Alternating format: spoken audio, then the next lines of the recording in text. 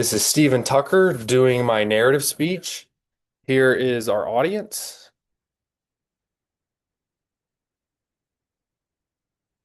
I'm working at the Stella Hotel and it's quiet. It's just before midnight. And I was in the back doing my end of shift reports when suddenly a bartender whizzes around the corner into the office and completely startles me. I ask him why he has such a sense of urgency, and he looks at me and just says, I think you're going to want to hear this. So before I go any further, I should explain that 5 years ago, I was a food and beverage manager at the Stella Hotel. And what I'm about to share taught me an important lesson about responsibility, staying alert, and trusting your instincts as a leader. I'd like to share what happened during a night shift that turned into a major emergency and what I learned from being the highest ranked manager there and thrust into a position that I never expected. So, to understand how quickly the situation escalated, I need to explain my role that night and what the hotel looked like before everything changed. Most nights we would stay open till 2 a.m. It was a late night shift. But on this night, we were so slow and the bar was so empty, there was nobody in the lobby that we decided we were going to close at midnight. This is why I was in the back doing my end of shift reports before the shift was over. I was working as a food and beverage manager and I was on duty at the Stella Hotel. And that's when the sense of calm all shifted when my bartender rushed into the office and he told me something shocking. He told me there was a man in the hotel threatening to kill people with a knife. My first instinct was to reach for the phone and call 911. And once I got on the phone with the 911 operator, she started asking me the typical questions that a 911 operator asks. What does this person look like? Where are they? What is their height? All these answers that I didn't know. Um, so she advised me to keep them updated.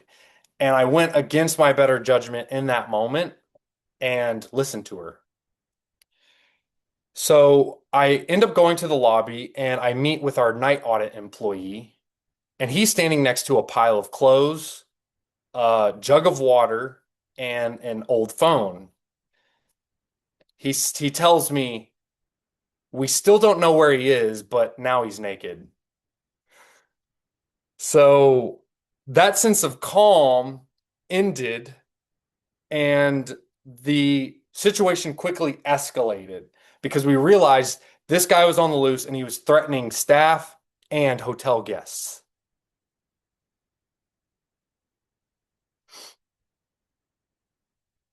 We called 911 again, and they showed up to the hotel and started going up or started asking me and the night audit employee questions about what had gone down that night.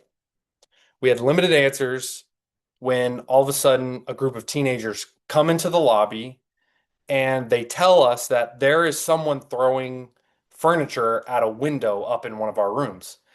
So we go out and we look, and the night audit employee was able to identify what room this was. We go inside and we look up the information for that room to locate the guest. It's empty. There's no guest in that room. So now the police officers are going upstairs and two at a time, then four at a time, and then all of a sudden there's a SWAT team with the battering ram. At this time, I see shimmering glass out of my peripheral and an object jut down to the floor about 5 feet within 5 feet of an officer. And this was a metallic table that indicated whoever was upstairs throwing stuff against the window finally broke something through and almost fatally wounded an officer. It was at this time I started realizing that my gut instinct was correct, that this was a danger and that the police officers should be coming out. Finally, the man was wheeled down in a gurney and taken away. After the man was arrested and the hotel finally settled down, I was left reflecting on the responsibility that I had carried as the highest ranking manager on property that night. Even though I was just a food and beverage manager, the police were referring to me as basically the general manager because there was no one else on staff to have those discussions with. That night taught me that leadership doesn't end just because things appear calm or because the clock strikes midnight. Responsibility goes beyond arbitrary rules.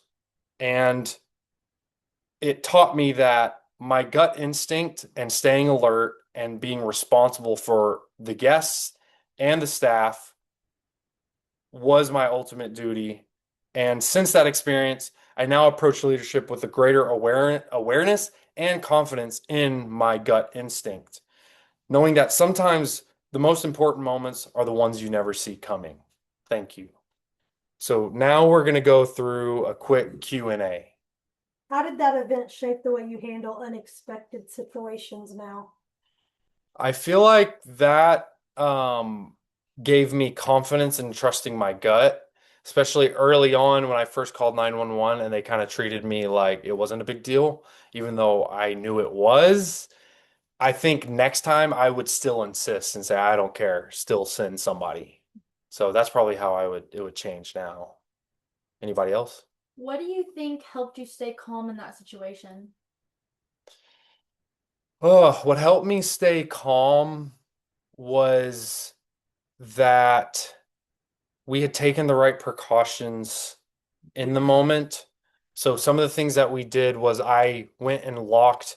We had a few. It was actually one of the guests that was threatened was in the bar, and the guest didn't want to leave, and so I ended up locking the bar. I had the night employee go into the front office, and we locked that door as well until the police officers got there, and then obviously that also gave me some ease because once we had officers on location, that made me feel better. Anybody else? What was the hardest part of handling that situation? The hardest part of that situation was that nothing can prepare you for an experience like that. And I also didn't have any other managers to refer to. And so basically it was all on me. And the whether it was the officers, the night audit employee, my staff members, the guests that had been threatened, I'm kind of the top person at that moment. And so I have to carry that. I can't just in that moment say that I can't do anything because I'm just a food and beverage manager. So some people might have said it was above their pay grade, but I decided that, given the emergency nature of it, that I needed to step up. So, okay, I think that's the end of the Q&A session. Thank you so much.